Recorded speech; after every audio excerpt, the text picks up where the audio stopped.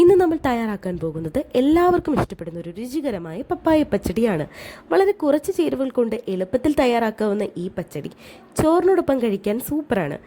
അപ്പോൾ സമയം കളയാതെ സ്വാദിഷ്ടമായ പപ്പായ പച്ചടി എങ്ങനെ തയ്യാറാക്കാമെന്ന് നോക്കാം. വീഡിയോ അവസാനം വരെ കണ്ടിട്ട് നിങ്ങളുടെ അഭിപ്രായം കമൻറ്റിലൂടെ അറിയിക്കാനും മറക്കല്ലേ.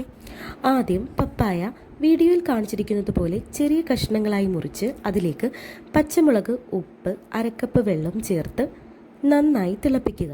പച്ചടിക്കുള്ള അരപ്പിനായി ഒരു പിടി ചിരകിയ തേങ്ങ, ചെറുജീരകം, ചുവന്നുള്ളി ചേർത്ത് അരച്ച് രുചിക്കായി ഒരു നുള്ള് കടുകും ചേർത്തരച്ച് മാറ്റിവെക്കുക. പിന്നീട് നേരത്തെ തയ്യാറാക്കി വെച്ച പപ്പായ കൂട്ടിലേക്ക് ഈ അരപ്പ് ചേർത്ത് നന്നായി മിക്സ് ചെയ്യുക.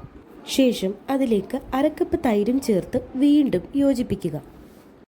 മറ്റൊരു പാനിൽ വെളിച്ചെണ്ണയും കടുകും കറിവേപ്പിലയും ചുവന്നുള്ളിയും വറ്റൽമുളകും ചേർത്ത വറുത്തു മാറ്റിവെച്ച മിക്സ് ഇതിലേക്ക് താളിക്കുക.